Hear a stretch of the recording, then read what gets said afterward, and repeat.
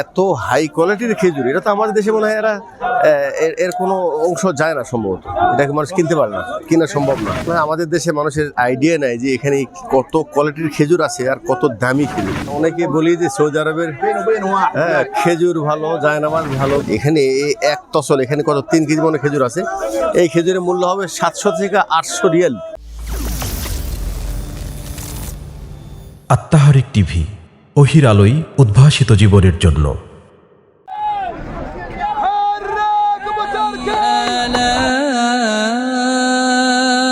ربكما تكذبان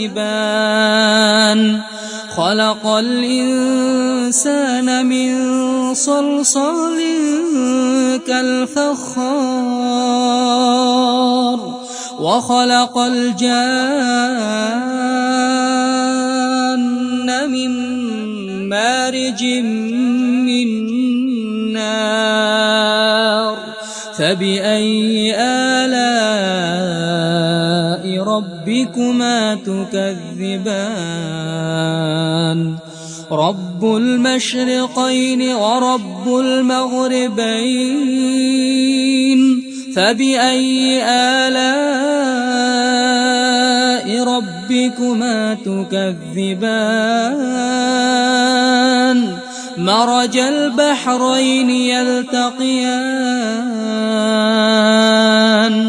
بينهما برزخ لا يبغيان فبأي آلاء ربكما تكذبان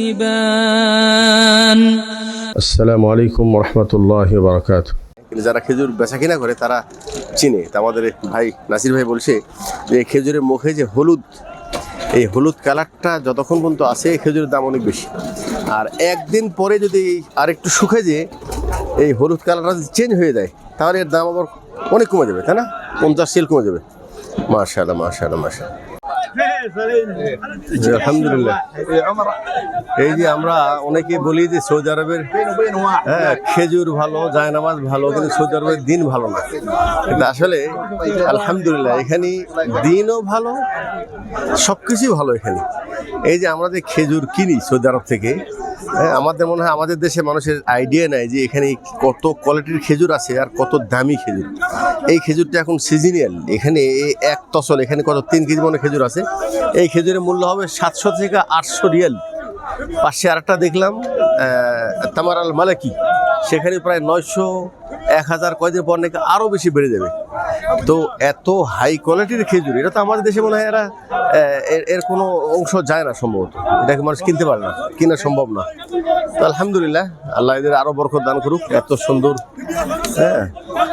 দেখে আমরা অনেক কিছু জানতে পারলাম, অনেক খুশি হলাম, আলহামদুলিল্লাহ।